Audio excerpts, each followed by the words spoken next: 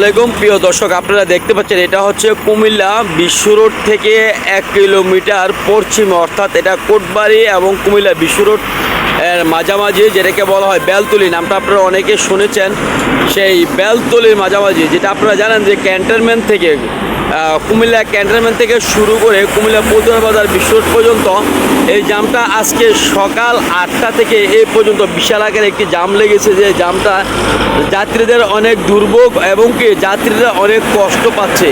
তো এখন জামটা প্রায় আপনার সকাল 8টা থেকে এখন প্রায় কয়টা বাজে আপনারা ঘড়িটা দেখেন, এইমাত্র জামটা একটু হালকা ছাড়ছে, হয়তোবা এই 2500 মিটার অথবা কিছুক্ষণ যাওয়ার পরে দেখবেন আবার জামটা লেগে থাকবে। তো আপনাদেরকে আমি বারবার একটা জিনিসই রিকোয়েস্ট করবো যে জামটার বিষয়ে একটু কথা বলি।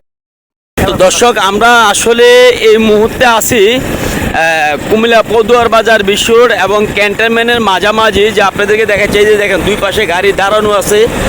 আমি মোটরসাইকেল থেকে ভিডিওটা করতেছি যে অবস্থা একটা সাইড, অর্থাৎ চট্টগ্রাম থেকে ঢাকা যাওয়ার যে রাস্তাটা, ওই রাস্তাটা পুরোপুরি জাম। তো আপনারা একটা জিনিস দেখতে পাচ্ছেন, এই যে একটা হাসপাতাল দেখা যাচ্ছে 100 শয্যার যে শিশু হসপিটাল, সেই শিশু হসপিটালের যে সামনে লইয়া কুমিল্লা ক্যান্টনমেন্ট থেকে শুরু করে কুমিল্লা পদুয়ার বাজার বিশ্ব রোড পর্যন্ত সেই সকাল 8টা থেকে যে জামটা লেগেছে, অনেক যাত্রীদের দুর্ভোগ। যারা মনে করেন যে দূর দূরান্তে যাতায়াত করতেছে এবং কি অনেকে দেখা গেছে আত্মীয় স্বজন অসুস্থ অথবা মৃত্যুবরণ করেছে, তারা যে বাসায় বাড়িতে রওনা দিচ্ছে, সে জায়গায় যাওয়ার মতো তাদের কোনো সুযোগই নেই। তো যাই হোক, আপনারা ভিডিওটা একটু বেশি বেশি করে লাইক শেয়ার কমেন্ট করবেন।